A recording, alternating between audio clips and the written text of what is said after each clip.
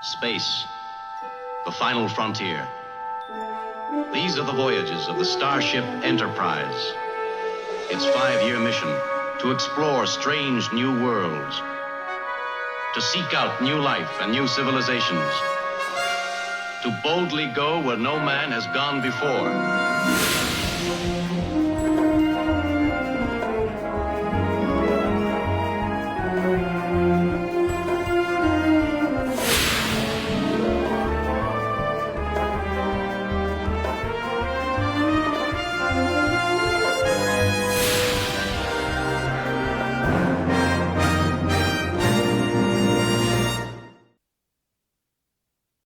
Hi, this is Eric from longboxreview.com. Welcome to the show.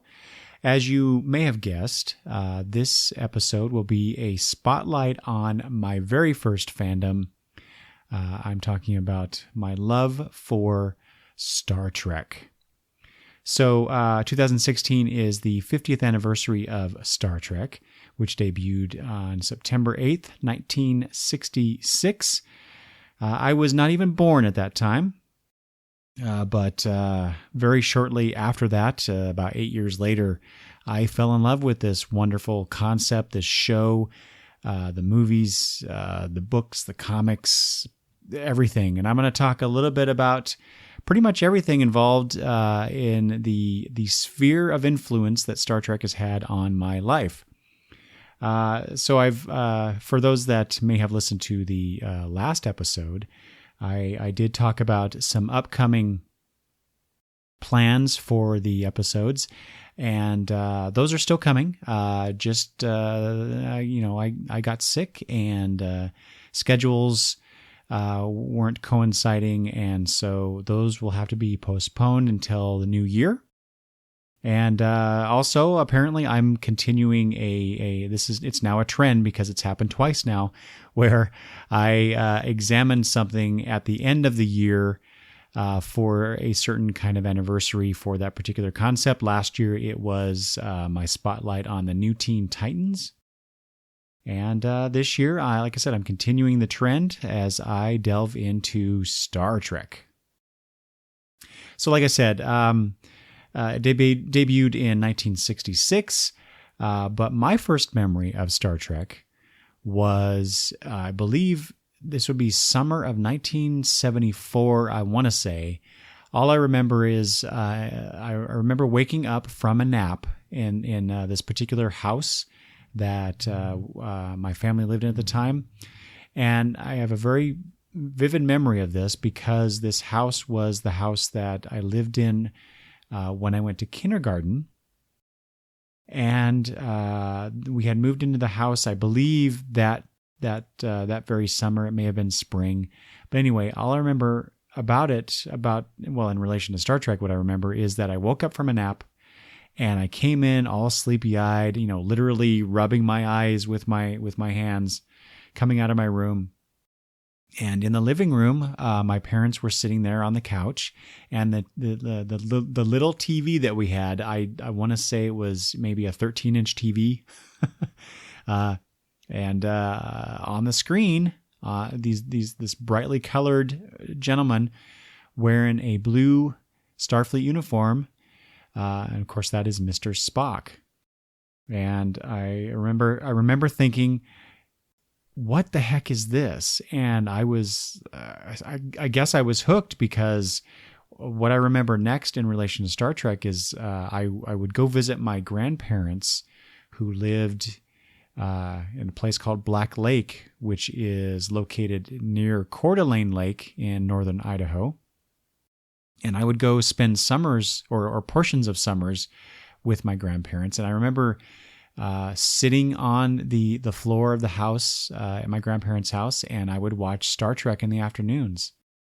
On top of that, like I said, they lived near Black Lake, and so it was a forested area for the most part. And there was a little spot down the road from the house that had a bunch of trees and other wildlife type, not wildlife, wild plants in the area, but I would pretend that that was my little botanical garden on the Enterprise. So apparently, one of the episodes that I watched of the original series had a scene in which, or at least somebody talking about this garden spot in or on the Enterprise. And try as I might, I looked for that, trying to find a reference to it for one of the original episodes, and I couldn't find it. So I may have been confusing that with the animated series, perhaps. I don't know. It's been so long. I used to know all of the episodes, titles for the original series, which order they were, what they're all about. And I have to admit now, even though I love Star Trek, my memory's not what it used to be. And quite honestly, I don't watch Star Trek as religiously as I used to. I mean, I would, if Star Trek was on, Star Trek, the original series was in syndication for many years, up to my late teens, early 20s. I remember it being on various channels that I could watch. So pretty much, at least once a day during the week anyway, I could watch an episode of Star Trek. And and I did, because like I said, it's one of my favorite concepts, one of my very favorite shows of all time. And so I would watch it a lot over the years. And so it just kind of got ingrained in me. But of course, the last, I want to say 25, maybe 30 years, I haven't watched it as religiously, which is too bad, because I still love it. I have been watching a few episodes here and there, especially after Leonard Nimoy died. I can't even remember when that was. It was earlier this year, but because I've been wanting to do a spotlight on Star Trek: The Motion Picture, instead of just doing this overall spotlight. Like I said, ever since Leonard Nimoy died, but just never got around to it. Anyway, so I've been watching a few episodes of the original series just recently, because partly because of this talk that I plan to do, and also in relation to certain events in Star Trek: The Motion Picture. So maybe I'll get to that one day. We'll see. Anyway, so like I said, I would watch it all the time. I was hooked. Star Trek was just something I loved. The bright colors of the costumes, the flamboyant characters. I'm thinking specifically of Captain Kirk, the unflappable Mr. Spock, the very emotional Dr. McCoy, and all the other characters that everybody has grown to love over the decades. I became a Trekkie, and I was not embarrassed to say that I was a Trekkie. I know there was a time in the late 70s, early 80s, I think it was, where Trekker became the word for people who were serious about Star Trek, but we're not children, so we gotta use a term that makes us sound a little more, I guess a little less like a kid, right? So they chose Trekker as opposed to Trekkie, and I'm like, you know what? Embrace your fandom. So I totally reject the concept of Trekker. I find it, quite honestly, a bit pretentious. But, to each their own. If you're a Trekker, great. I just prefer the term Trekkie. It's not like you're a fooder, you're a foodie. Anyway, like I said, I became a Trekkie. And, like I said, I love the characters. It's science fiction. I've always been partial to science fiction. Early on for me, it was about future tech and aliens. Later, I kind of discovered the whole, not discovered, I appreciated and was drawn to the utopian future quality of what was Star Trek and what was the Federation. Gene Roddenberry's vision. And about that same time, as I start to understand those concepts of utopian future and allegory, I appreciated that. The social commentary that science fiction would often employ. So I fell in love with all that stuff. And then, the ships, the tech. man, I love Star Trek ships like no other science fiction franchise ever. And that really started with not the original series Enterprise, but the refit Enterprise from Star Trek: The Motion Picture. There was something about the really slight modifications to the original design that just somehow spoke to me. And then we've had various ships over the years introduced, mostly through Star Trek: The Next Generation and all of the other that era of Star Trek television programs. But I'll talk about those a little bit more later. So, like I said, 1974-ish, I was introduced to Star Trek. I watched Star Trek in syndication in the 70s on through. But, after Star Trek was canceled in 1969, after 3 seasons, there was no new Star Trek. Well, that's not true. There was no new live action Star Trek until Star Trek: The Motion Picture came out. So in between that time is kind of like what I think of as the dark days between the cancellation and like I said, Star Trek: The Motion Picture. So during that time, I sought out and purchased as much as I could for the things that were available. And specifically, I'm thinking of the books, the novels, the short novels that came out from Bantam Books. So there was, I don't know if you're aware of this, there was a series of 12 books put out by Bantam Books, simply titled Star Trek 1 through 12. These are adaptations written by James Blish, and in some cases with J.A. Lawrence. I think maybe that's only the final one. But anyway, these are short stories told in prose form of the episodes of the original series. And so I would buy those as I found them. Eventually got all 12. I still have them to this day. In fact, in my office as I'm recording this, I am surrounded by all of this stuff, mostly books, actually, and some other things too, ships and whatnot. But I am surrounded by my Star Trek collection. And so I read as many of those James Blish books. There were other Bantam books. Let's see here. Such as Spock Must Die. That was also written by James Blish. Spock Messiah, Planet of Judgment, Trek to Mad World, The Starless World, and Perry's Planet. Those are a bunch of the books that were published around either right before or right after Star Trek: The Motion Picture. Let's see. Spock Must Die was published in 1970 was the original date, but I must have gotten this in around 1978, 79, and the motion picture came out in 79, I believe.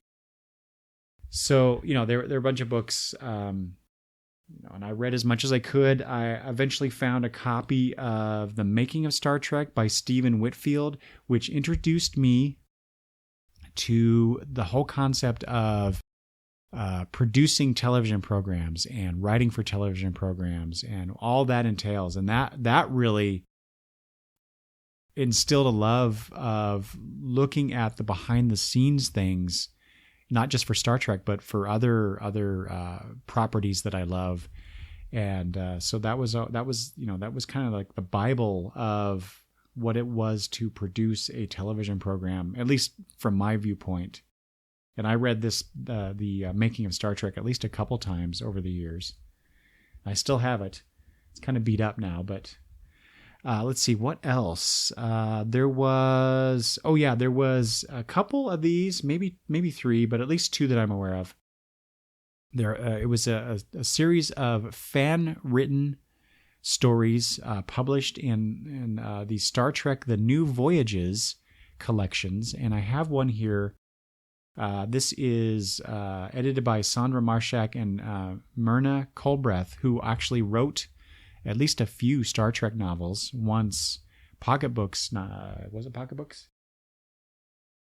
yeah, pocket science fiction. Once they started producing novels after Star Trek: The Motion Picture.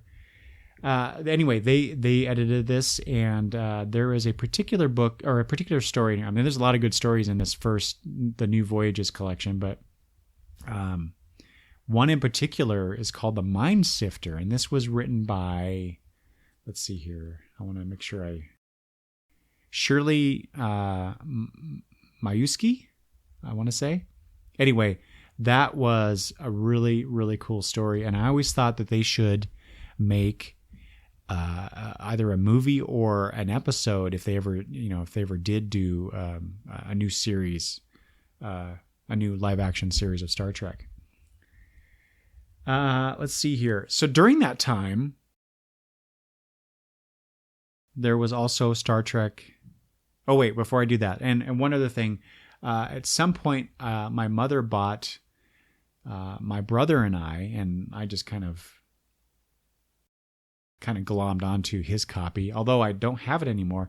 But there was, everyone's aware, I'm sure, of the Gold Key Star Trek comics that were published. When was that? That was 60 something.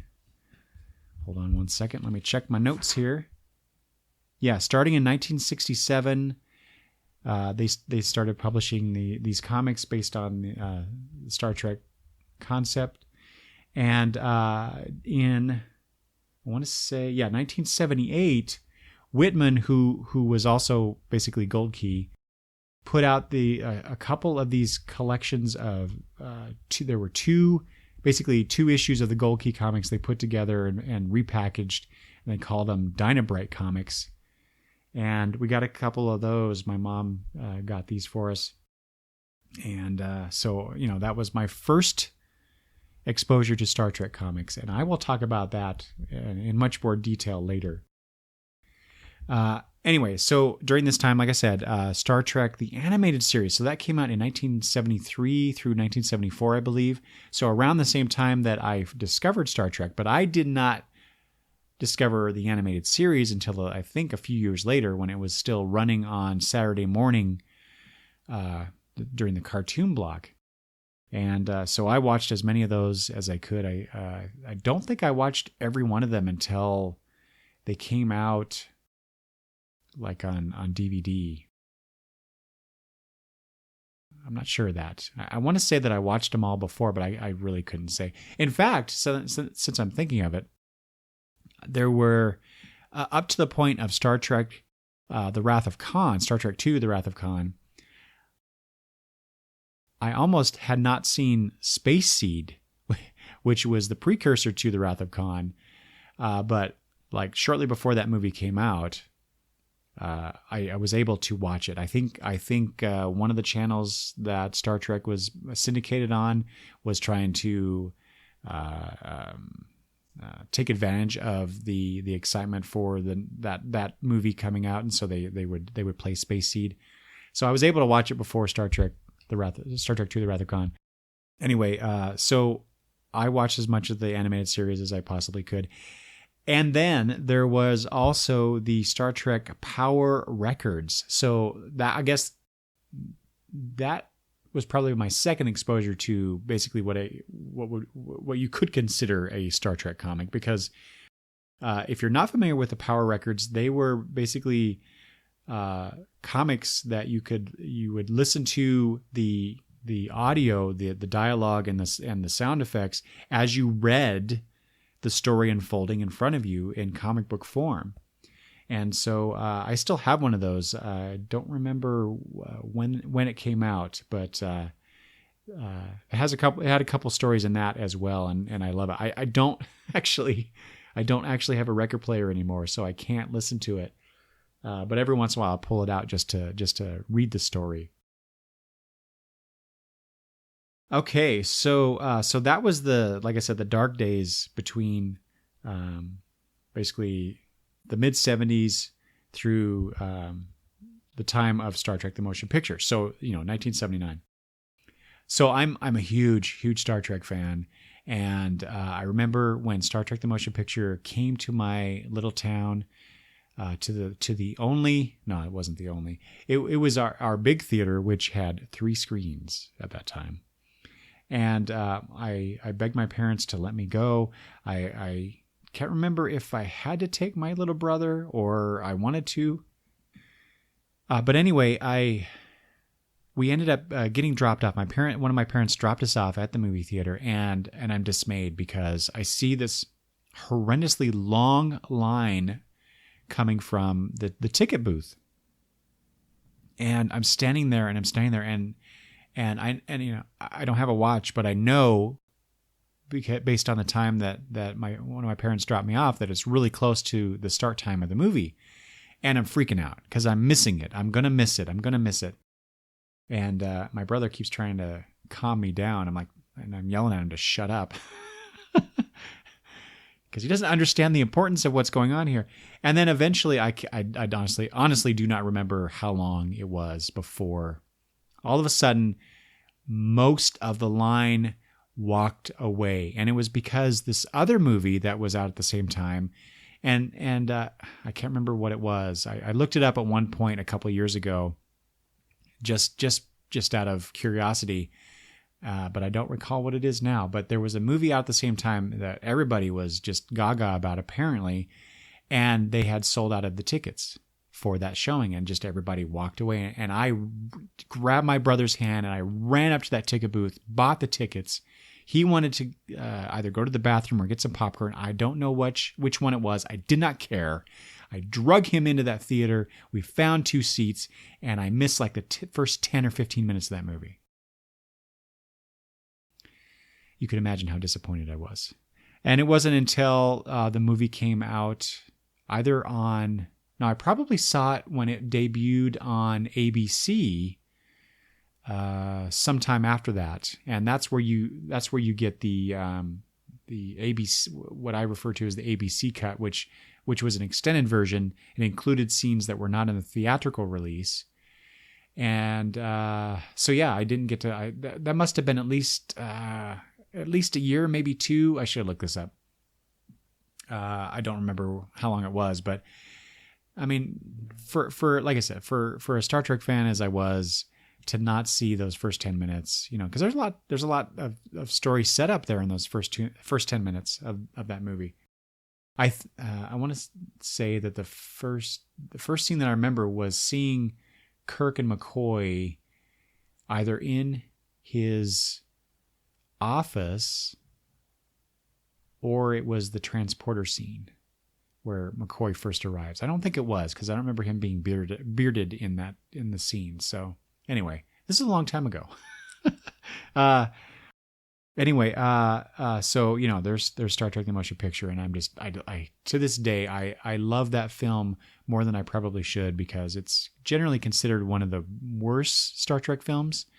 But I have a certain love for it, and I love to pull out my DVD and watch it every once in a while. So like I said, about that same time, Pocketbook started publishing Star Trek novels, and I read as many of those as I could. In fact, I still have many of them from that time period. There's one in particular. I read as many as I could, bought as many as I could. And just a few years ago, I went through my copious amounts of Star Trek novels and got rid of a lot of them. Ones that didn't, quite, they're okay, but they weren't really cool stories. So I got rid of them, but I still have about a dozen. There's one in particular that I want to mention. Yeah, this came out in 1981. This is called The Entropy Effect by Vonda McIntyre, which is one of my very favorite Star Trek novels. It focuses a lot on Spock trying to save Kirk, who was killed by this insane criminal. There's time travel aspects to it, and it focuses a lot on Sulu, and in particular this security officer, this lieutenant commander security officer whose name escapes me at the moment, which I think is kind of apropos, because when Star Trek Discovery was announced, and in particular the main character, who is the first officer of the Discovery, I want to say that first officer is also a lieutenant commander. So I thought that was an interesting parallel between this beloved Star Trek novel of mine and the latest version of Star Trek television, which is Discovery, and I'll talk about that later too. Then came, about that time it came. So Pocket Books would put out the novelizations of the movies, and I read starting with The Wrath of Khan, I actually read the novelization before I saw the movie. Spoilers, right? And so I remember reading this book, and I specifically remember reading this. I was in my bedroom, in my bed. It was bedtime, but I was reading it, and I got to the point where the scene where Spock dies is in it, and I'm almost ashamed to admit, no, I'm not really. I cried as I read that scene, and then of course you see that scene, and that scene still to this day gets me every time. There were also these photo stories. I'm pretty sure I got the motion picture one first. And so again, these are put out by Pocket Books, and these are stills. I don't know if you're familiar with what photo novels or photo stories.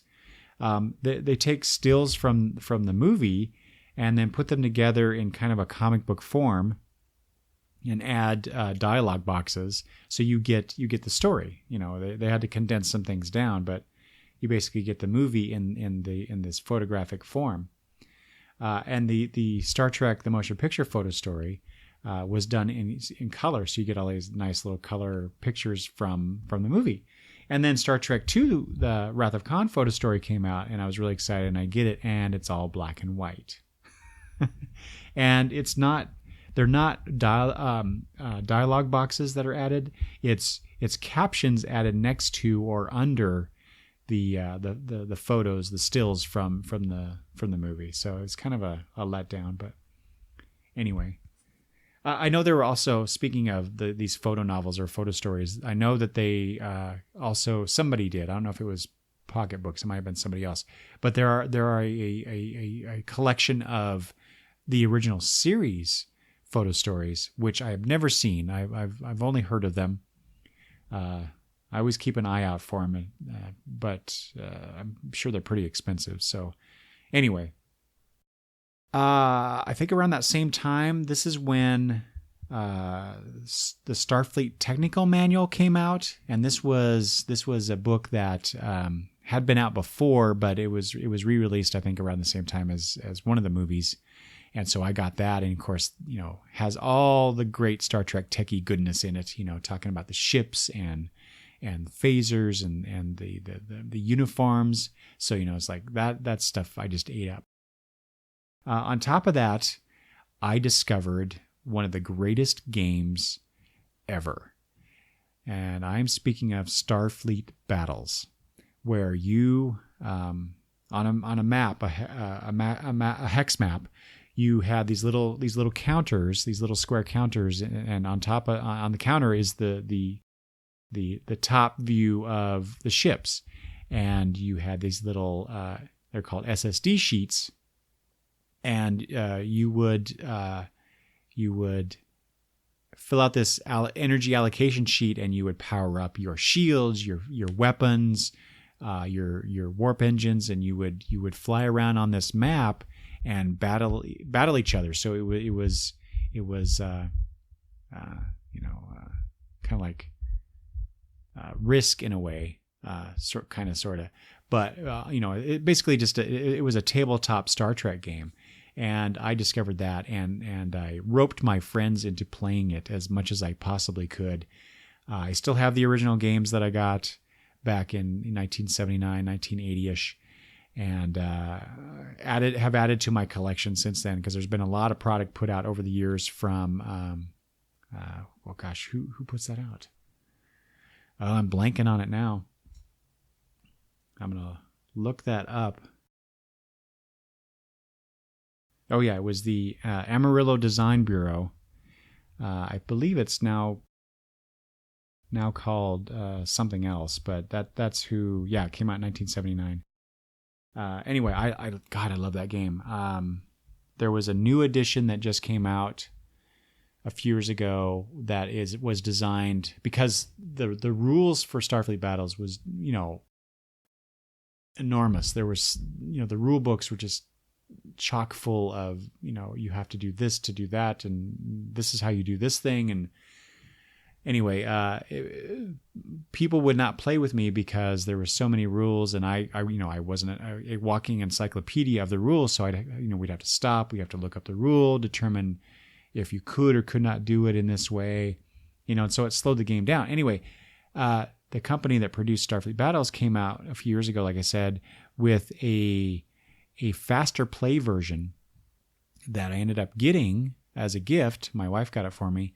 I've yet to play it. She must have gotten it for me at least 2 years ago, maybe 3 years ago, for Christmas or my birthday, and I still haven't played it, and which is a real bummer. So I need to rectify that because I gotta love that game. Let's see here. So I think around this time, this is shortly after Star Trek 2. No, it was between Star Trek the Motion Picture and Star Trek 2.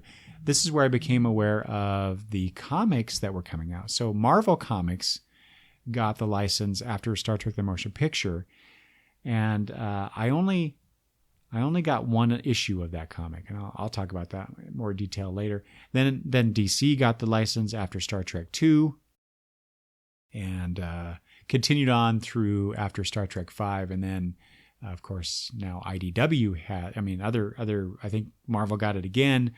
Malibu got at least DS9, and then IDW more recently is doing really fine Star Trek comics, but like I said, I'll talk about those later. 1987, this is when I went to my first Star Trek convention.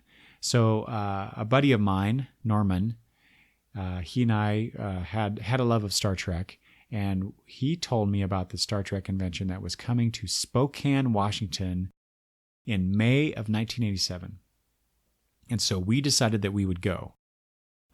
Which is the first time I'd ever done anything like that.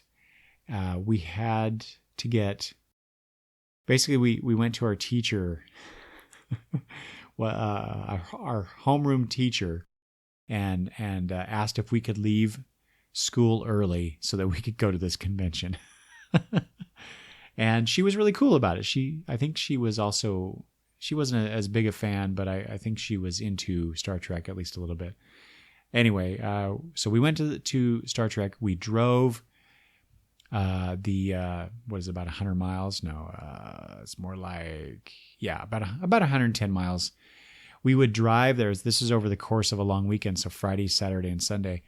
We would drive from our hometown, drive to Spokane, go to the convention all day, and then drive back home. And we get home between 11 and midnight, depending.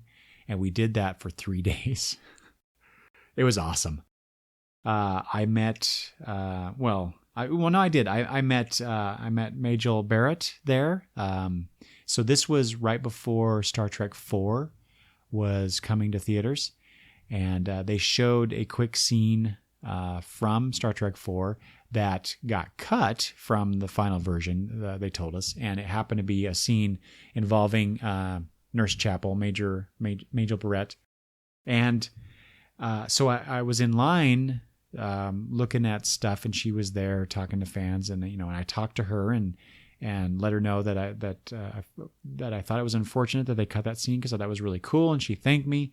At that same time, that's when I bought a uniform, the original series command uniform tunic pattern.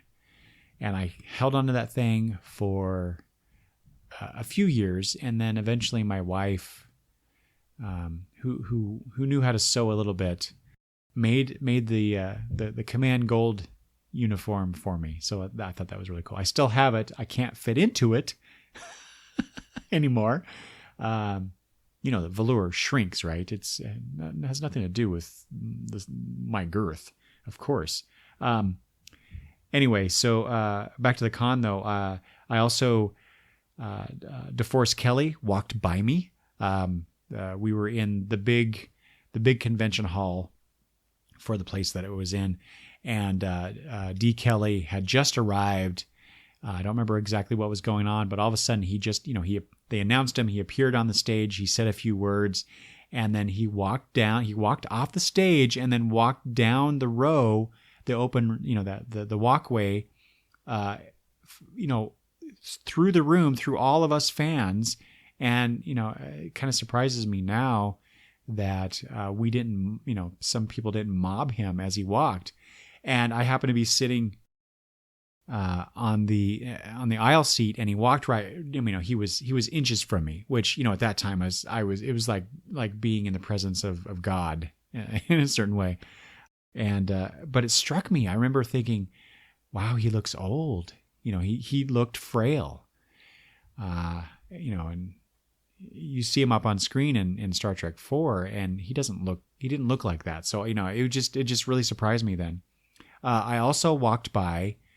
Or Mark Leonard walked by us. Norman and I were walking down the hallway in one part of the hotel in which the convention was, and here's Mark Leonard in a bathrobe and a swimming cap because he was going to the pool that was there, and he was walking by and he kind of looked at us and nodded slightly, but it was very much yes, I see you're there, and I can see that you're freaking out with these big-ass grins on your faces because you recognize me, but do not come near me.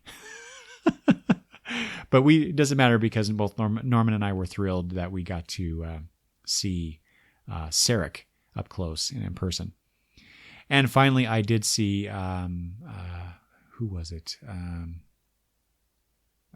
George Takei from a distance because... I remember that one of the things that you could do as a convention goer, as a fan attending, was that you could sign up. I don't think you had to pay for this then. I think you just had to sign up, and you could go jogging with George Takei.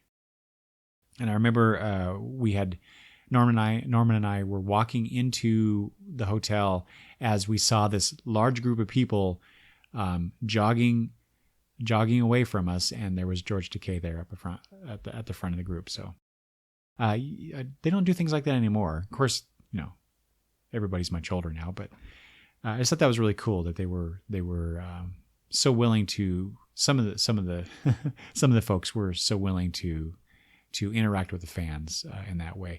And of course, that convention was before.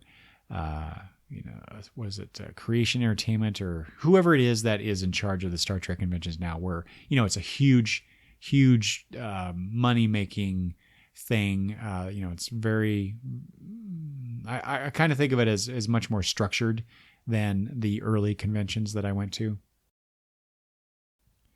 Let's see. So, 1987 is also the start of Star Trek The Next Generation. And, I was not able to watch basically the first 2 seasons of that show. I do remember when we were at the convention that there was talk of Star Trek The Next Generation. There wasn't a whole lot that I remember knowing about it, but I remember the hardcore fans thinking, or making comments about, well, they can't do this and all this stuff. Star Trek is Kirk and Spock and McCoy and all that stuff. No one knew at that time what a juggernaut The Next Generation would become and what kind of impact it had itself on Star Trek in general. So, but anyway, I could not watch The Next Generation because at that time the cable company that we had did not have that channel. We could watch it over the air, but the quality was so bad that it was unwatchable. There were, depending on your, I guess, your antenna, for those that don't know, you used to have an antenna on your house to be able to watch television. This is before cable became a thing. And you're thinking cable there was a time before cable? Yes, kids, there was. And I lived through it. But I remember going to my wife's family's house. This is before we were married, though. And I was a guest there, and I asked if it were possible to watch Star Trek, The Next Generation. And they were not, they were not Star Trek fans, let's put it that way. But they were polite and allowed me to do so. I believe the first episode that I ever watched of Star Trek The Next Generation was the introduction of the Ferengi in the first season, which is not a good way to start that show. Anyway, but starting with, I believe it was either starting somewhere in season 2 or probably season 3 when the cable company finally was able to broadcast that particular station in which carried The Next Generation. And then, of course, I watched every episode every week. And then, of course, came Deep Space Nine, which still to this day, so far, I think had the best pilot of any Star Trek series. And is my favorite Star Trek series after the original series. Because, I'll talk about that later too. Then, of course, Voyager, and on to Enterprise. In the meantime, other things that came along that were Star Trek related that affected me greatly. I mentioned Starfleet Battles, the tabletop space combat game. Well, eventually there was a video game version of this called Starfleet Command. This is in 1999. And oh my God, I played the heck out of that and the 2 sequels to the game that came out. But none were as good as that original one. Well, maybe the second one, Starfleet Command 2. That probably was better overall. But by the time they got to start the third version of the game, they tried to really dumb it down, and I didn't like it. I mean, it made it easier to play, but in some respects. But I don't know. It took away from the Starfleet Battles-esque quality to it. So I didn't like it as well. But the game even had, or at least my daughter, who has never been a Star Trek fan, she even played it for a while. She even enjoyed trying to blow up ships with the Enterprise or some other Federation starship. Around that time, there was another convention, this time focusing on the Next Generation cast, in which I believe Michael Dorn was there. Yes, because my wife was really excited because she really likes Worf. And so we went up to Spokane for a weekend and went to that convention. And I got to talk to Marina Sirtis. I think this was about the time. No, I remember there was something going on. Oh, it was coming up on the end of the run of the show. So this was about, 93, 94? So we knew the end was coming. Pretty sure it had to have been the summer before the end of the show. So yeah, it would have been like the summer of 93. So we knew that the final season was coming up. And I remember her talking about how they wanted, or at least she wanted, more seasons out of it, and I remember having a discussion with her about that. So I'm gonna start mentioning my wife a lot because while she's not a huge Star Trek fan, or a Star Trek fan for that matter, she knows how much I am, and so she has done a lot over the years to make me happy in that regards.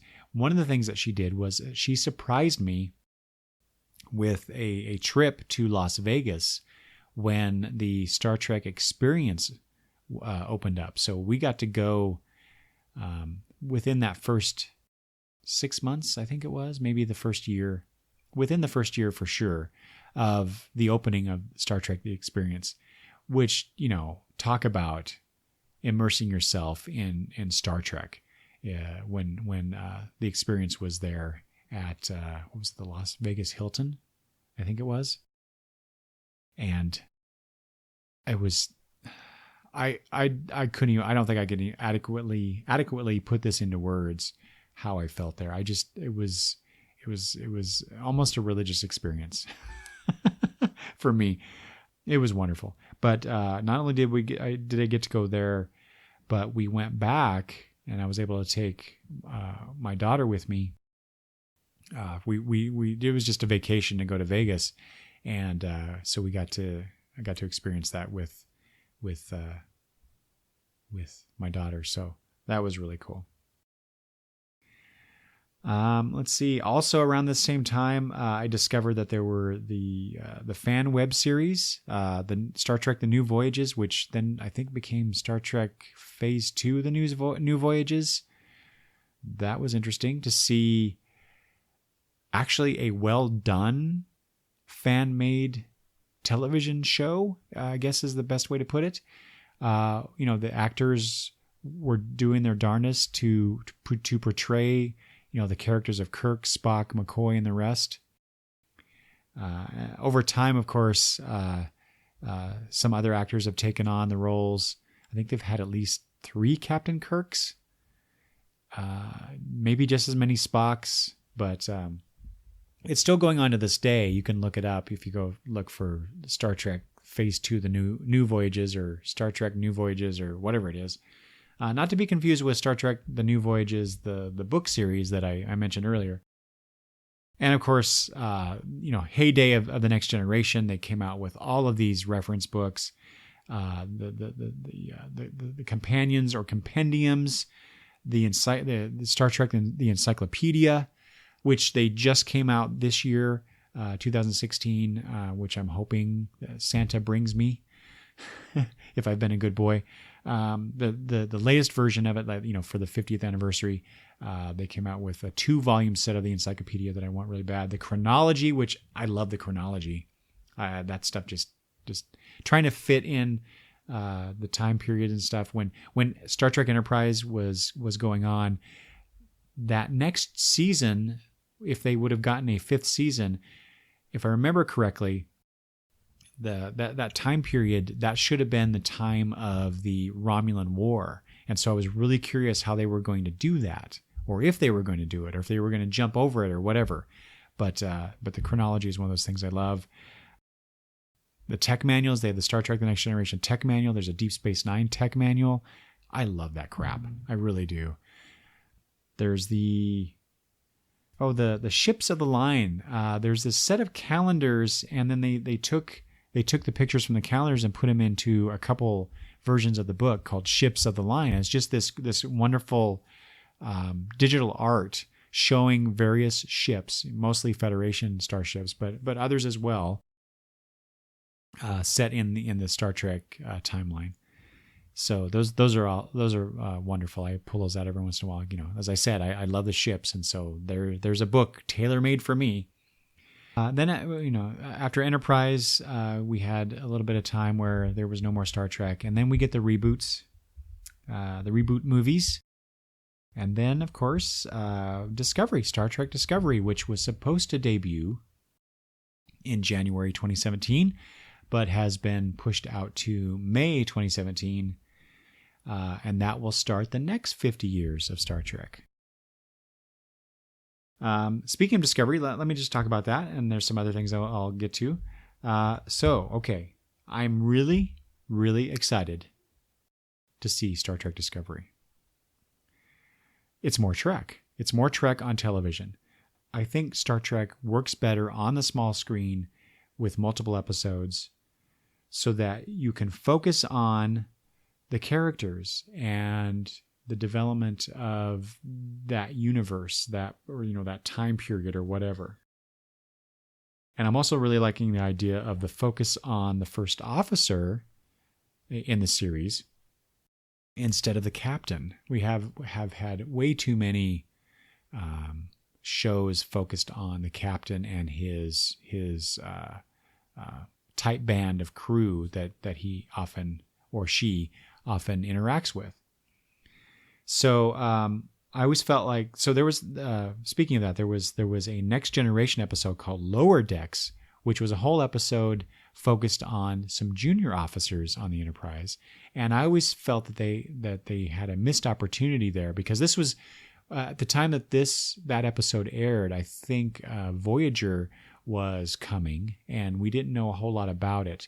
And so I was really hoping that Voyager would be focused on the junior officers on a Federation starship instead of the captain and first officer and whatnot. Of course, they didn't do that with Voyager, but so I'm kind of hoping that we'll have a little bit of that, at least in Discovery.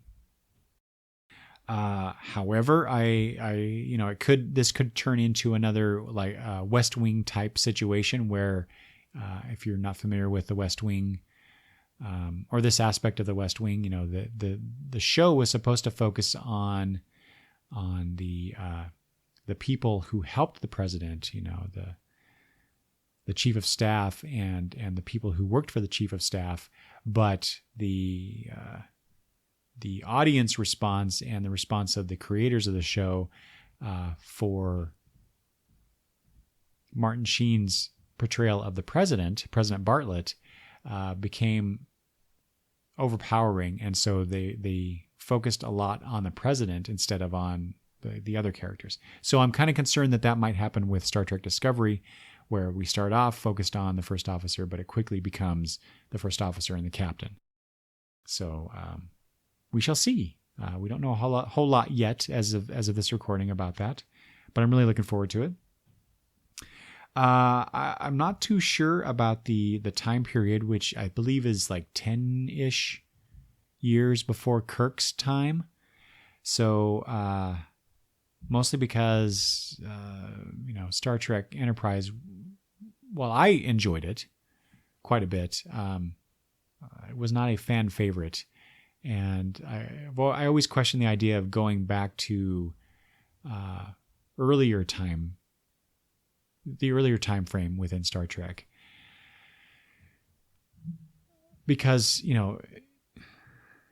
the original series looks so retro, so old-fashioned in comparison to like Enterprise, which was set before the original series, and yet it has to aesthetically look more futuristic than the original series did, even though it was a time period before then.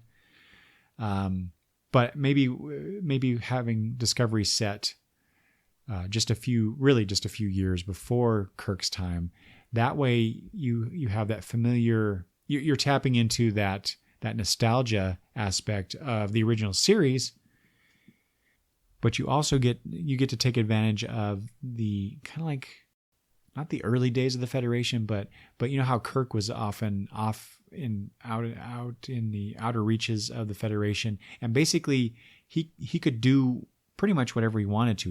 He had discretionary powers that I don't think Captain Picard had in the 24th century. So there's a lot of story potential there, but I'm still hesitant. Like I said, we don't know. We don't know what it's going to be like, but these are just the thoughts that are coming to me as I contemplate what Discovery might mean. Let's see. I'm also glad that they're setting Discovery in the Star Trek, the Prime universe, not the Kelvin universe. Not that I have anything at all. I don't have a beef with the Kelvin universe. I really, really liked the reboot movies. But I like the idea of Star Trek TV being set in Prime, and they could do more movies. If the studio and the cast can work out to do another movie, a fourth movie in that timeline. They can even branch out, and they could make this a franchise. They could do what Disney's doing with Star Wars. They really could. I don't think they will, but they definitely could do that. And they could just leave the movies in the Kelvin timeline and have the two areas separate, which I think that's a good idea. I do not care, however, for the look. I don't care for the look of the ship, and I don't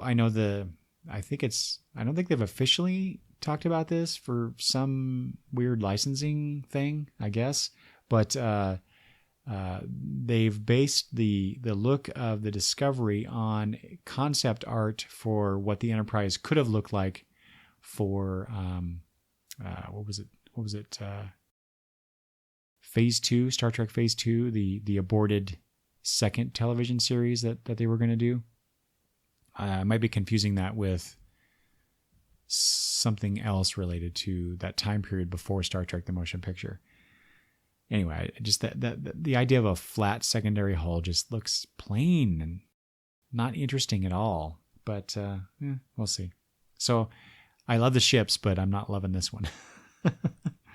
I'm also not all that keen on the delivery of the show, which is while the CBS has talked about debuting the pilot on network television, they are going to move the rest of the broadcast of the show onto the CBS streaming service.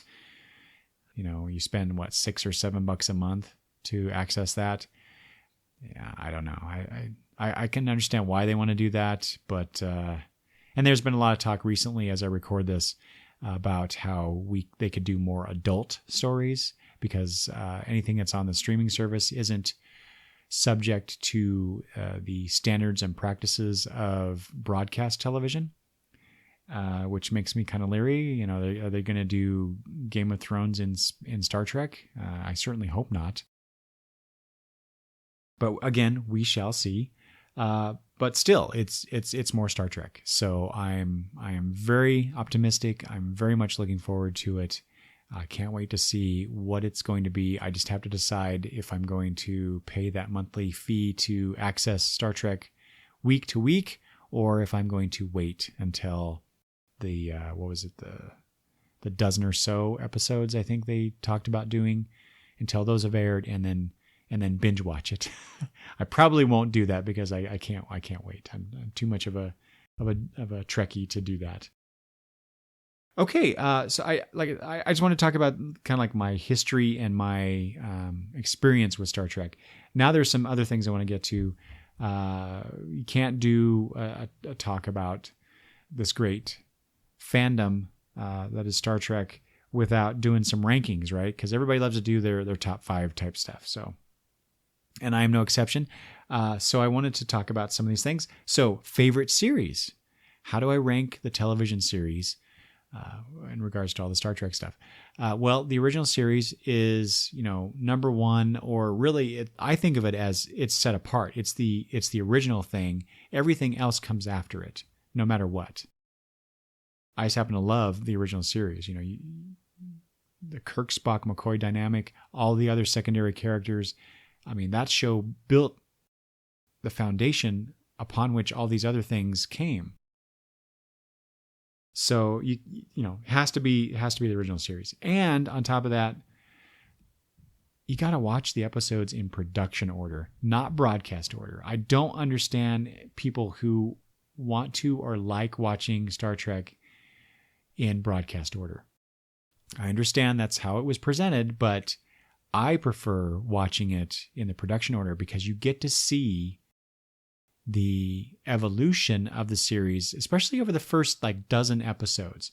I think after about the first dozen, things are pretty well gelled and defined for the most part, in terms of what the mission is, how the actors portray the characters, what the Federation is, what does a starship captain do, all that kind of stuff. But those early episodes, they're just winging it.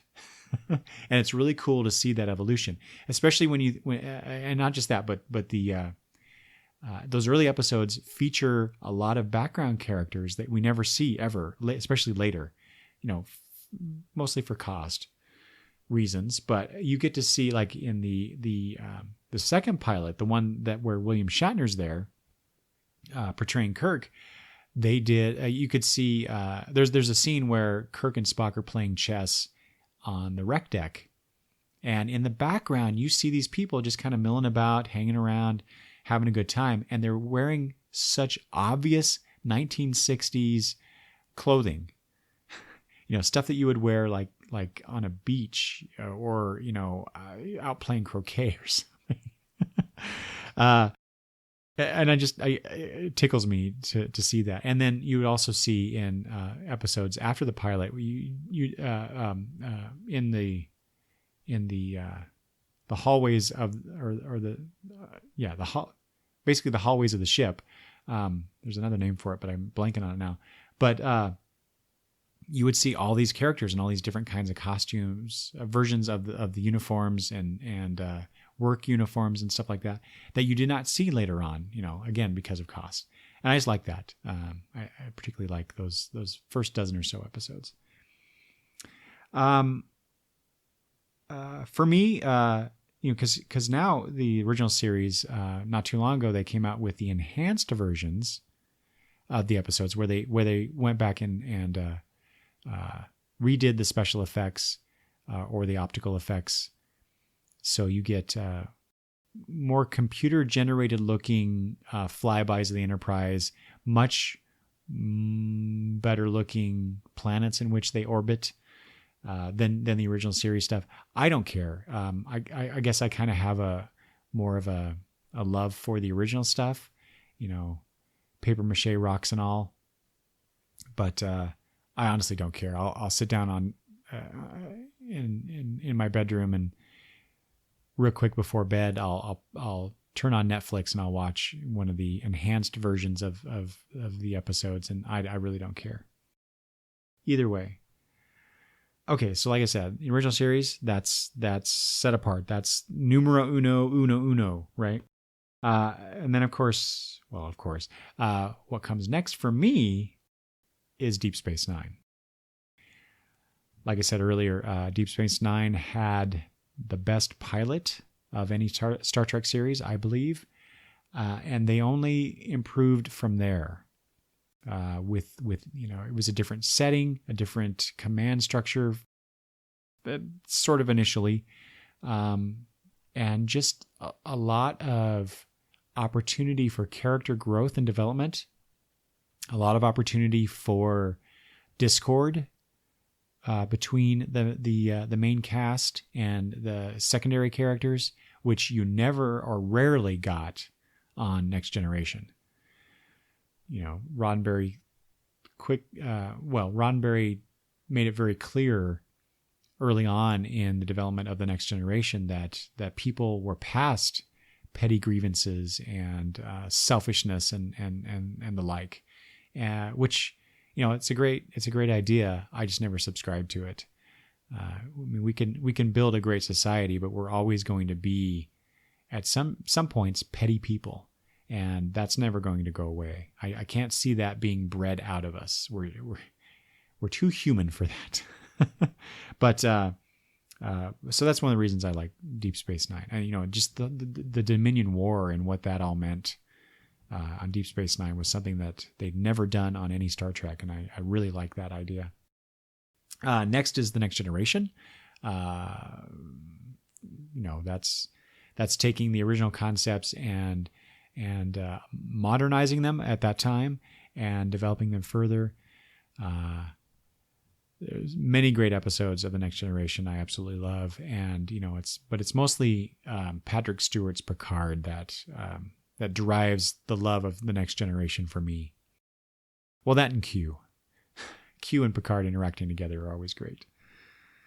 Next comes the animated series, which I always felt was like year 4 of the original series. And there was many years of fan speculation where that is year 4 of the 5-year mission. But it has come out since then that Roddenberry did not think of the animated series as year 4, which is unfortunate.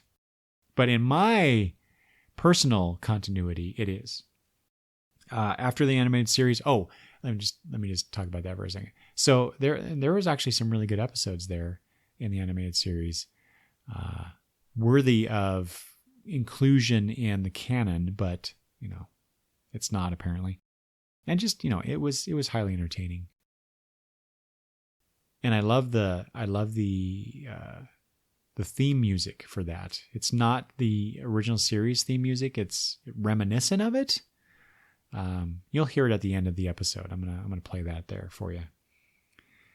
Let's see here. Oh, after the animated series comes Enterprise, Star Trek Enterprise, or as it was originally known as just Enterprise, because they wanted to differentiate it from Star Trek for some reason. And then quickly they changed that because people weren't watching it because they didn't know it was a Star Trek series. So it was bizarre. I feel Enterprise is much maligned. I think it was a much better series than people give it credit for, especially that 4th season. That was some really good Star Trek episodes. And I was really bummed that we didn't get at least a 5th year, if not a full 7. And I just absolutely loved Trip Tucker. I think that's one of the best Star Trek characters that was ever created. And then finally, poor Voyager, the only Star Trek series out of all the series that I haven't watched every episode of. Still haven't to this day. I got bored. It felt, by the time Voyager came out, it felt like I'd watched many of these episodes already, either on The Next Generation or Deep Space Nine, or they were just derivative of science fiction or other stories other television series or episodes I've seen. And I don't know, there was a few members of the cast that I liked a lot. I particularly like the Doctor episodes. I never really cared for Neelix all that much. I didn't really care for Janeway. I liked Tuvok, but they didn't really do enough about him for me. 709 was fine, but she was the eye candy of the show. And I know a lot of people think that once they brought her on, the show got immensely better. It was all right. I prefer, Cisco and Odo and Quark. Oh, and oh gosh, I'm blanking on. There's another character on Deep Space Nine. Weyoun. See, Jeffrey Combs. He played Weyoun on Deep Space Nine, and then came in and played the Andorian captain on Enterprise. And that's another reason why I love Enterprise, is that guy, Shran, I believe it was the character's name. Shran could have been... See, they could do a spin-off show of him, and I'd watch it. I'd totally watch that show. Okay. Favorite... I'm only going to do this for the original series because, there's only 79 episodes of the original series. There were 7 years each of Deep Space Nine, Next Generation, and Voyager, like I said, of which I have not watched all of. And then 4 years of Enterprise. So I'm only going to do my favorite, top 5 original series episodes. And this is in production order. So number 1 is... Actually, I'm going to count down. I'm going to count backwards. So... Number 5 is Journey to Babel. And this is the one where I think we are pretty sure, why am I doubting myself now? We are introduced to Spock's father and mother, Sarek, and oh my gosh, I've forgotten Spock's mother's name. Amanda.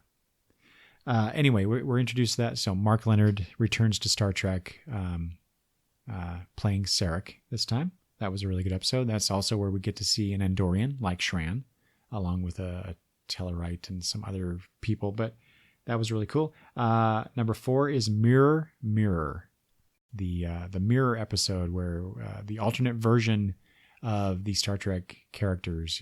Spock with a beard, evil Spock. That's how do you know a character's evil? They have a beard. So you get that. I love that. I always thought that they should have done a movie version of that story. If you're going to continue the Wrath of Khan from Space Seed, why not do another movie? Star Trek V should have been a Mirror, Mirror episode movie. Number 3 is City on the Edge of Forever. I know most, like original series favorite episodes polls will often put City on the Edge of Forever as their number 1. It's a great story. The Edith Keeler, Spock and Kirk go back in time to find McCoy and change the timeline. Kirk falls in love with Edith Keeler. She tragically dies. Number 2 is where we are introduced to Mark Leonard in Star Trek as the Romulan commander in Balance of Terror. And so this is the sub versus submarine episode of Star Trek, where the Romulan commander is is testing out the cloaking device, and the Romulans are testing the waters for an invasion, and Kirk and crew have to defeat the Romulan commander, and which of course he does. But that's where we find out that the Romulans are an offshoot of the Vulcans. And then finally, my favorite episode of the original series is the 3rd filmed episode after the 2 pilots. And so this is the Corbomite maneuver, which is the first episode once the show went to series. And you could certainly tell, there certain aspects like the uniforms, or you could tell that they're still toying with the uniforms from the pilot, because actually the Corbomite maneuver introduced the gold, blue, red uniforms that we're familiar with, but there's still, the collars are a little weird looking, and too much. There's too much of the collar, especially like on Kirk's uniform, and just they're still trying to define who these characters are. Spock talks very loudly in the episode, and then chastises another character for doing so. Things like that. But I love the idea of the episode, which is, you face your fear of the unknown and try to come to terms with the other, this unknown thing, and try to see things from their perspective, and also you help them out when they are in need of it. I don't know. I just really like the message, the morals of that particular episode. So what are my favorite movies? How do I rank the Star Trek movies? So if we're going to talk about the original series cast, my favorites. Well, again, I'll count backwards. So my least favorite, they're all my favorites. I like the movies regardless of the shortcomings of some of them. But if I have to rank them, this is how I do it in least favorite to favorite order. Star Trek V. Yeah, I think most people would agree with me. Star Trek V is the least favorite of the original cast movies. It just did not work on many levels. Shatner directed. They tried to inject too much humor into it. It didn't quite work out. The story was not very good. I know there's a lot of talk about, well, if Shatner was able to do what they wanted to do, it would have been better. I don't know. I don't know that adding really cool rock creature effects would have made any difference to that story. But anyway, next is Star Trek III, The Search for Spock. A solid movie, a fine movie. It just, I think of it more as a continuation of Star Trek II. So the only thing I think is really good about that movie is how Kirk deals with the death of his son, in how he goes up against the Klingon adversary of it, and of course that sets up the events of Star Trek VI, which is the next movie in my list, Star Trek VI: The Undiscovered Country, the final original cast movie, the send-off. That would have been a very nice movie. Probably would have fared better in my ranking, except there's a lot of similarities between it and Star Trek II. You have another Vulcan protege in Valeris, which apparently in the original concept or original script, it was supposed to be Saavik, but they didn't want, the powers that be did not want to besmirch Savik's character by having her turn or side with the bad guys of the movie. So they brought in this other character. And there's a lot of things where they talk down to the audience. There's a scene in the galley where Valeris, they're talking about the phasers going off, and Chekhov, who was the security chief during the motion picture, he's the one that says, well, basically, why couldn't they just fire the phaser?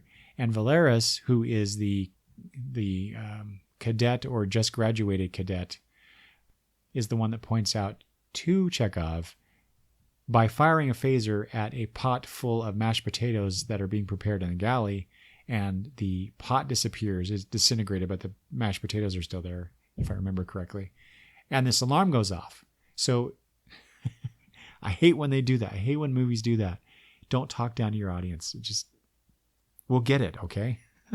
Anyway, so there's that aspect. But I did like the whole idea of the, they very much explored the idea of, and continuing this idea from Star Trek II, of the cast getting older.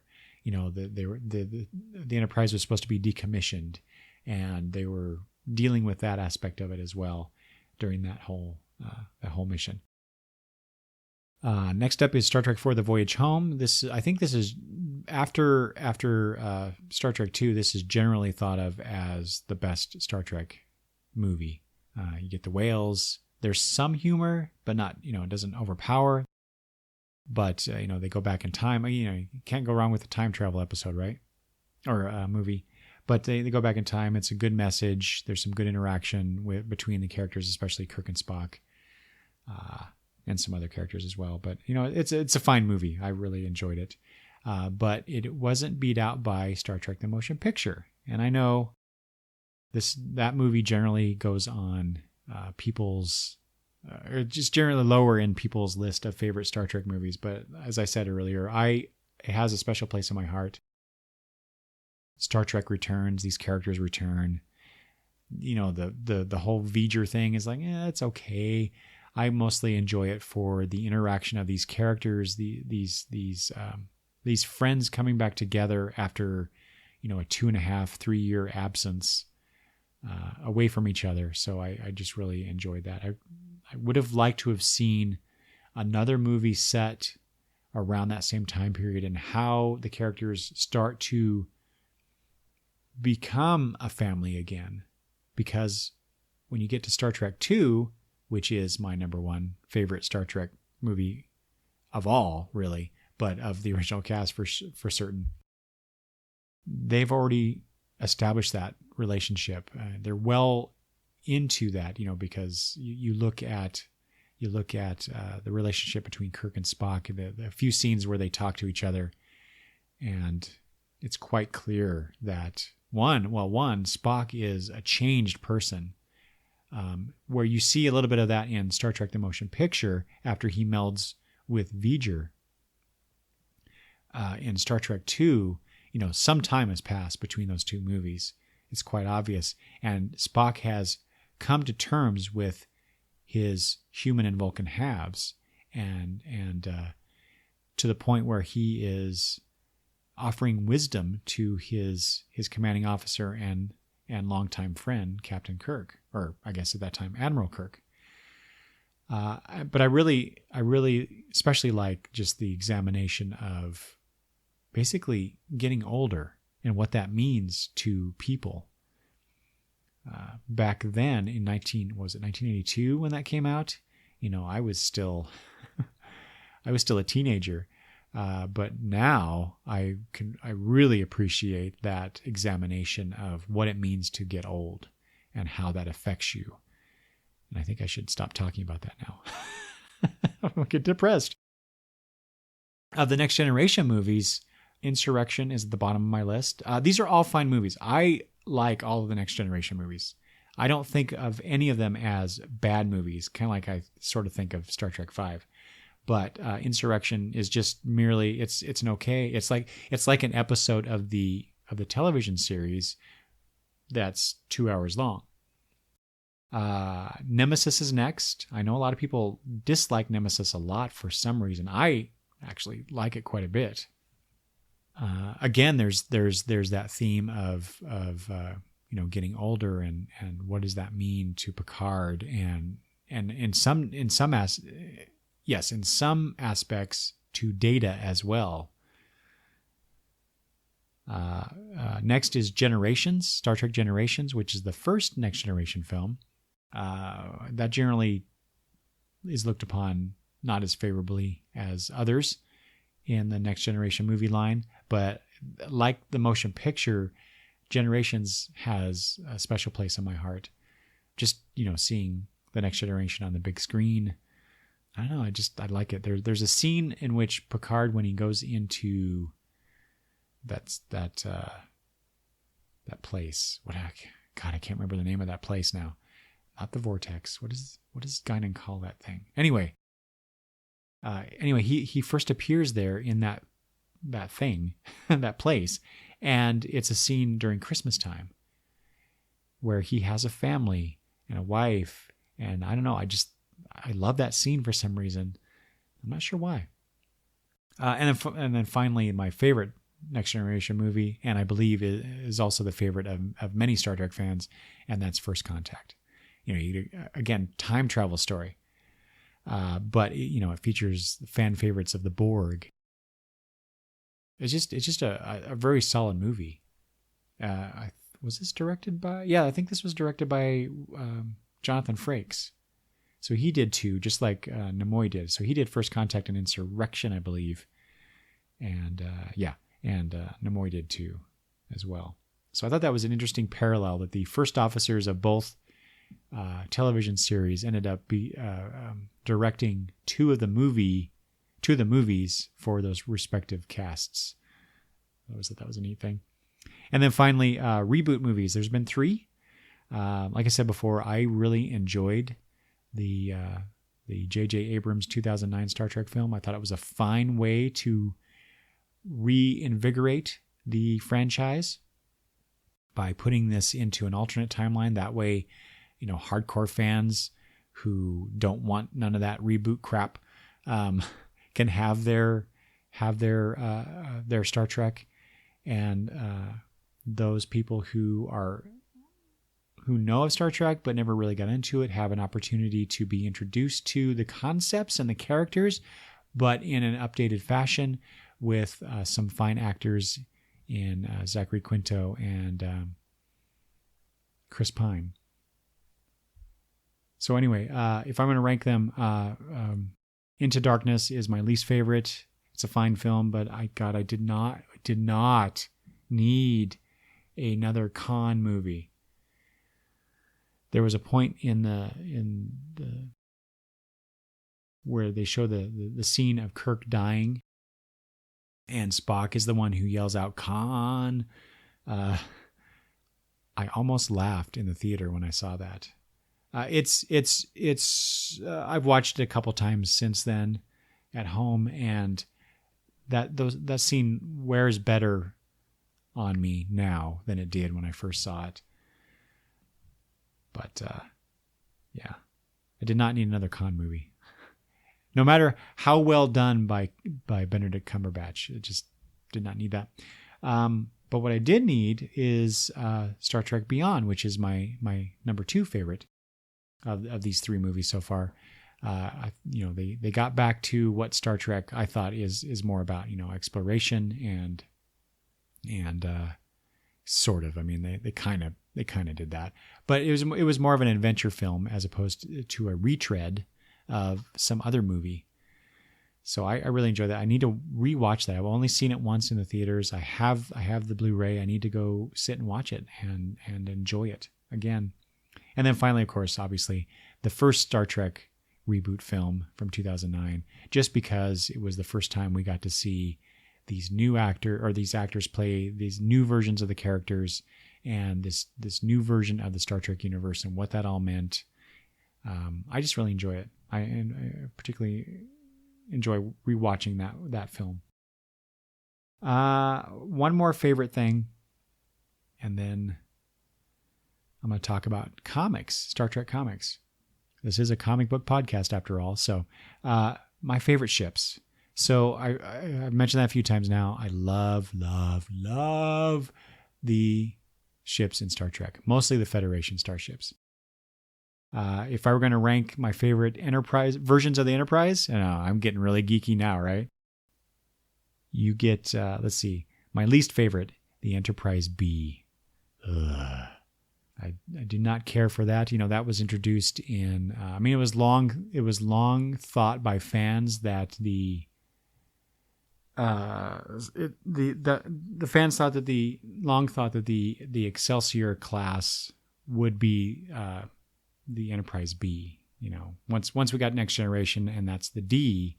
What was B and C, right? Because the Enterprise A was introduced in, what was it, Star Trek 4? At the end of Star Trek 4. So, but I never liked the look of that ship. There was a point in the comic books, in the DC series, where Kirk and company were on the Excelsior. That was their starship, and I never liked that. The crew should never be on anything but the Enterprise. So there's that Enterprise B, the NX-01, the Enterprise from Star Trek Enterprise. Again, I didn't really care for that design, but I like it slightly better than the Excelsior style. The Next Generation Enterprise, Enterprise D, is third from the bottom. It's an okay design. It's very clearly, the saucer section, although it's more oval. You got the secondary hull and the 2 engine nacelles. Okay, fine. It's kind of flattened. It's bigger. Okay, whatever. I think maybe it fares poorly in my mind because I saw it for 7 years. It's an okay ship. The Galaxy class is okay. Next is the Enterprise E, which is from First Contact on, which is an interesting. To me visually, it's a little more interesting than the Galaxy class. That's about it. I actually don't like the kind of like where they were starting to, in the designs of Star Trek ships, where they're starting to kind of squish things down and flatten them. And to the point now where, now that I think about it, we get sort of that same concept with the Discovery, where that secondary hull is basically, rectangular in a triangular shape. It's more of a box in a triangular shape, if that makes any sense. This one, the next one, my second favorite is, I just realized I forgot to put on one of the Enterprises here. Oops. Well, then I'll put that one here. The original Enterprise from the original series. That was the one that started it all. It's a very dated looking starship compared to a lot of the stuff that came after it. So, but it's the Enterprise. I love it. My second favorite is the Enterprise C, which appeared in one episode of The Next Generation. But I love the design. It looks like what the Enterprise D should have been. A bridge between the refit Enterprise from the movies and the Galaxy class. So I love it. I actually have one of the Eagle Moss ships that you could buy on my desk. And then finally, my number one favorite Enterprise is the refit Enterprise from Star Trek: The Motion Picture, and then many of the other motion pictures. I just love that. There's something about the way the nacelles were redesigned, and the addition of the photon torpedo tubes in the dorsal or the neck of the Enterprise, and then of course the way that they took away the disc for the deflector shields and incorporated it into the secondary hull. I just really love the design of that ship. Other ships I like, there's the Defiant from Deep Space Nine, the Reliant ship from Star Trek: The Wrath of Khan. I just love that. It's interesting because I don't like the NX-01 because it's basically the primary hull and then the engines on the back, but the Reliant is essentially primary hull with this really short secondary hole squished on the back of it, but the engines are dropped down. So for some reason I like that, but I don't like the NX-01. The Akira class, which I believe first appeared in First Contact, which I also believe is also the first computer-generated new starship that appeared on anything relating to Star Trek. But I just like the look of that ship. Also, something that appeared on The Next Generation is the Nebula class, which is a squished galaxy. Basically, it's just, again, here's another one where it's the primary hull kind of squished with a bit of other stuff, and then you have the engines. So apparently I like that, except I don't like the NX-01 design.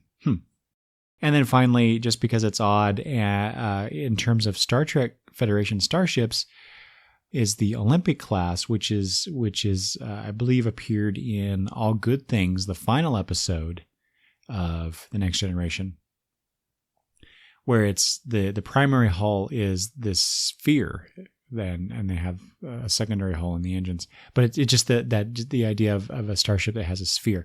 Now, I believe that came from the original series, the Daedalus class, or at least it was the Daedalus class. Was it set in the original series timeline, but maybe it was only talked about in the Next Generation? I don't remember, but just the idea of a Federation starship with a sphere as part of its design is interesting enough to make it worthy of mention. Finally, I want to talk about some Star Trek comics. So Star Trek was my first fandom before comics, but the two fandoms did intersect, of course. I mentioned the Gold Key comics, which I was not aware of until much later. But I also mentioned that Marvel, I got one Marvel comic. No, wait, let me go back. So the Gold Key / Whitman comics, like I said, they did 61 issues starting in 1967. I want to mention these because sometimes, and I remember reading this in the Dynabrite comics that I mentioned, that I have, the Dynabrite comics that I have, where the reference material was not, there wasn't a lot of reference material for the people that were producing the Gold Key Star Trek comics, to the point where there's a scene in one of the comics that I have where Spock refers to enjoying the animal dish that was served on this planet, and the guy mentions that it is akin to eating dog. Of course, Vulcans are vegetarian, or at least Spock is. So they got that. I knew that immediately when I read that. I'm like, well, that's not right. In the other just weird things like the power record that I have, I'm not sure why this is on that particular product, but Uhura is a blonde and Sulu is a black man in that story. So they obviously got some things messed up there. But anyway, like I said, after the motion picture, Marvel got the rights, the licensing to publish Star Trek comics. They only published like 18 issues. And like I said, I have one issue, which was issue number 10. And I really only got it, not for the main story, but for like the back matter, the backup material in that comic, because they had a bunch of stuff about the uniforms, the Next Generation uniforms, and how they looked and what they were, the dress uniform versus the duty uniform versus the less formal duty uniform. Anyway, I dig that kind of stuff. So I bought that issue. I still have it. And then, as I also said, DC got the license starting with stories set after The Wrath of Khan. And that lasted for several issues. And then came pretty much the best storyline out of any DC Comics, Star Trek comics that I read. And that is the Mirror Universe saga, which were issues 9 through 16, and these appeared in 1984 and 1985, where this is the first time since the original series episode Mirror Mirror that the Star Trek universe went back to that well, went back to the mirror universe. And this is before the appearance of the mirror universe in Deep Space Nine. And it was Kirk and Company versus Kirk and Company. The odd thing about it is that the mirror universe Federation also had the same like burgundy coats that the movie universe crew did. So I always thought that was kind of weird that they would have essentially the same thing. And in fact, aside from Spock having the beard, sometimes it was from my dim recollection. Sometimes it was hard to figure out which version of the character we were actually looking at on the page. But that was a good story. I still have that in my collection. Now, like I said, I think I mentioned this before. If they should have done, yeah, I did, but they should have done a movie based on that. I never understood why they never tapped that well, because I thought that would have been a really cool way to entertain us for a couple hours on the movie screen. Let's see, I got 34 issues of that first DC series. I don't recall now why I stopped getting it. Perhaps other than it wasn't entertaining me enough. And I remember feeling guilty about that because I remember being in the comic shop that I went to at that time, and I saw an issue of Star Trek on the shelf, and I thought, why am I not getting this? I love Star Trek. I love comics. Here are Star Trek comics. Why am I not getting this? And I think shortly after that, another series launched in 1989. But before that, and I got back into it, but before that, DC also did a Next Generation comic book. The first was a 6-issue miniseries that came out in 1988, shortly after the debut of the Next Generation on television. But this comic was really, like I mentioned before, I did not watch hardly any of the first couple seasons when they first aired. And so this miniseries was really my introduction to the TV series. And then the ongoing started that next year, 1989, I believe, or later in 88, I'm not sure. But for some reason, I only got 20 issues of that series, the ongoing, the Next Generation series. I think maybe because, Star Trek The Next Generation was on television. I was watching it every week. I was loving it. Did I really need to read a comic book about it when it was kind of a, pale version of the TV show? That's always been my beef with any licensed comic, is that it never seems to be as good as the TV or movie series from which it's derived,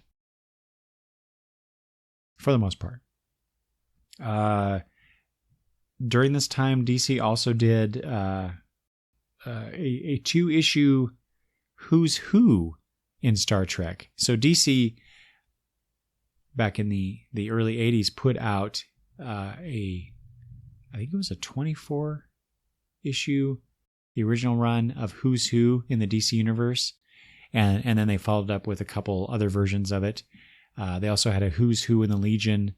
And they also did Who's Who in Star Trek, which I always thought was just this weird thing. But I appreciated that they did it. So this would have been about the time of Star Trek 4 coming out. Maybe it was in preparation for that, or maybe it was right after that. I don't recall. But they did that. I really liked it. I love the Who's Who concept, explaining who the characters are and what they're about. And even though I know all the stuff, I got it anyway. And like I said, then DC came out with another series that launched that was set after Star Trek V. And it was just like Star Trek V. It was much more humorous in tone to match the movie, which quite honestly started to grate on me after a while. I did enjoy that. I did enjoy the protocol officer that was introduced early on in that series, because she was a nice foil to Kirk, because she was, by the book, you must follow these Federation rules and regulations, and Kirk is much more of a, well, the rules are flexible kind of guy. And so I thought that was an interesting dynamic that they set up there. There was also, they set up, some sort of romance between the two of them, which I never cared for. But eventually that character was dropped from the book, and that prompted me to write my one and only letter to a comic book, wherein I complained about the dismissal of that character and a few others that were in the book at the time, because I think it was said in the letters pages of the comic itself, or maybe I read it somewhere else. But what was discussed was that basically Paramount said, we will only want you to focus on the characters from the movie, the movies, and not develop these other characters. And I thought, well, that's just stupid. And it goes against the whole idea of IDIC, infinite diversity and infinite combinations, from Vulcan philosophy. So I wrote a letter complaining about it. It was not published. Oh yeah, and then there was a storyline in that 1989 series, which was the trial of Kirk. Story. It brought back many characters from the original series for some lovely nostalgia. So you got the gangsters from A Piece of the Action, the kid from the baby that was born in Friday's Child, I believe. And some other characters as well. So you got a lot of that, the past reoccurring in that storyline, which I thought was kind of cool. And then finally, there was a really cool story in issue number 13 about the death of a red shirt and how that affected Kirk. And that has some parallels to the IDW series. So IDW, a few years back, it was at the same time as DC's New 52 launch.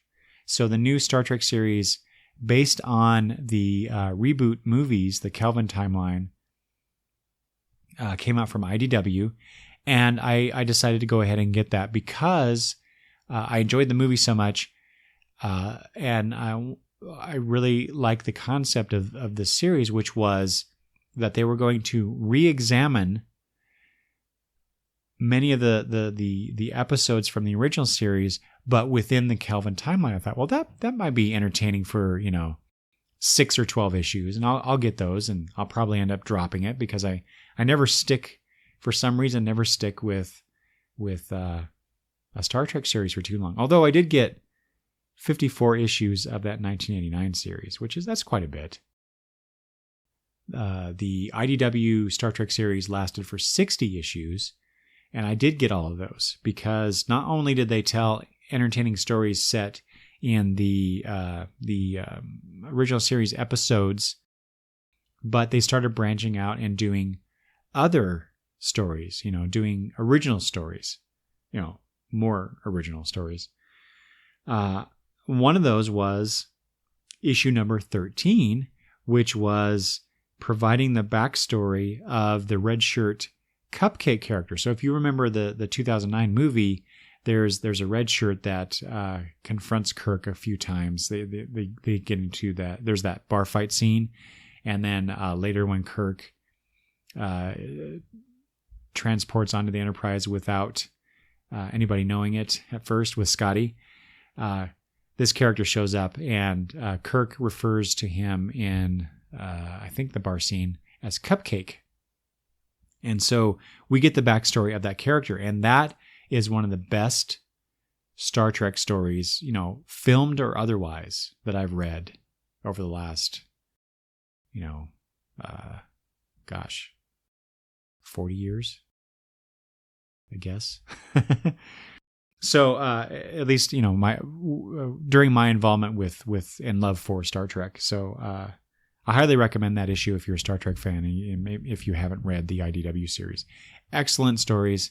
I was really bummed when I heard that they were canceling it at issue 60, but they relaunched it just recently after Star Trek Beyond came out, and it's now called Star Trek Go Boldly.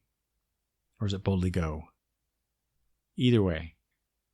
Let's see here. So yeah, the IDW has really been hitting it out of the park as far as the comic books go. So, and not only do they have like the main book that follows Kirk and company on the Enterprise, they also publish the John Byrne of X-Men and Alpha Flight fame and others. He produces what is referred to as Star Trek New Visions, which is original stories that he concocts set in the original series universe with Shatner and Nimoy portraying those characters. But what he does is he takes stills from the episodes and arranges them together along with this new storyline. And so he tells a new story, but it's visually it is the original series. And they've been pretty good for the most part. There's been a few clunkers. The one that just came out recently, Hidden Faces, I believe it was. I'm starting to wonder if Mr. Burns running out of steam, because it wasn't that great of a story. But it's kind of cool to see the original series cast being involved, so to speak, in new stories, in new Star Trek stories. So there is also IDW came out with a Starfleet Academy miniseries not too long ago that was really, really good. I did a review of it at the website after I read the trade, so you can go seek that out. And then finally, they're coming out with an anthology series. I think it's bi-monthly. I'm also waiting for the trade or trades on that, because it's a $5 book. So, because what they do is they publish a couple different stories per issue. And like I said, it's an anthology series where they tell stories from different version of Star Trek. So you could get a next generation story, and then you can get an original series story. So I'm looking forward to reading that. So I guess that's it. I have reached my destination. I've come out of warp, and I'm about ready to dock at home or something along those lines. Anyway, I hope you've enjoyed this walk down memory lane with me, discussing my very first fandom, which is Star Trek, celebrating its 50th year in 2016. Looking forward to what comes next with Star Trek Discovery, new films, anything. Because I love Star Trek, and I really don't understand people who don't. Take that, you Star Wars fans. Just kidding.